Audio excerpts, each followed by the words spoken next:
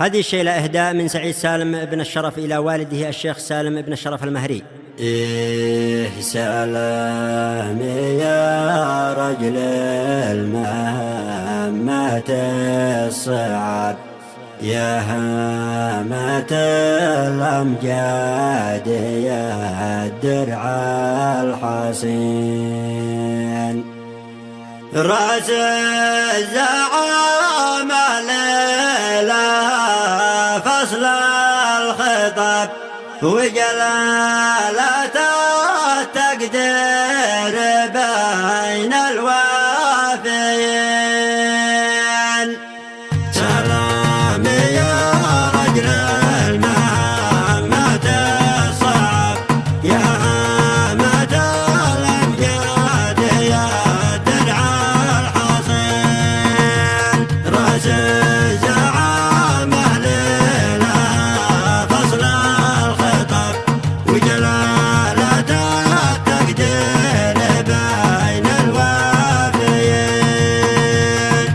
الشيخ سالم لنا خيته استجاب بشربه الزينة، وكل شدة الانقذ صدر الساحة، ولا عزوة الدياب ما تقبل النقصان ولا الأمر المهين. أحفاد بالروعان وبن سعوى المهاب، لمجدهم منقوش بالدر الثمين، وابن الشرف في الظن ما به يوم حب، المحزام المليان في الوقت المهين، من قومه فيها العجرة في عين الجناب، للطامة الغزي ملاذ الخايفين. قوله وأفعاله على الحد النصاب، مثل الجبال ما يشتكي جور السنين، وإن جيت في الواجب وكل ما هو صواب، فوق الوفاء ونهج الأولين. وإن جيت للتاريخ في صدر الكتاب، تلقى معاثرهم على دنيا ودين، تزعل فريعة ما تسجل شغياب، في صفحة الوقفات دايم حاضرين.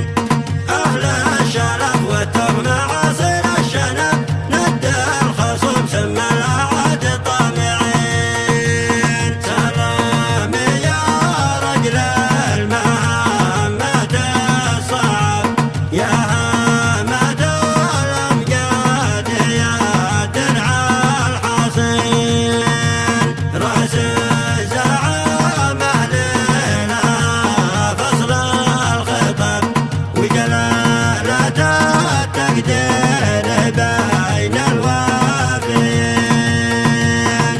الشيخ سالم لنا خيته استجاب بشربه الزينة، وكل شدة الانقذ صدر الساحة، ولا عزوة الدياب ما تقبل النقصان ولا الأمر المهين. أحفاد بالروعان وبن سعوى المهاب، لمجدهم منقوش بالدر الثمين، وابن الشرف في الظن ما به يوم خاب، المحزام المليان في الوقت المهين، من قومه فيها العجرة في عين الجناب، للطامة الغزي ملاذ الخايفين. قوله وأفعاله على الحد النصاب، مثل الجبال ما يشتكي جور السنين، وإن جيت في الواجب وكل ما هو صواب،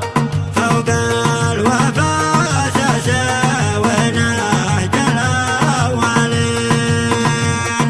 وإن جيت للتاريخ في صدر الكتاب،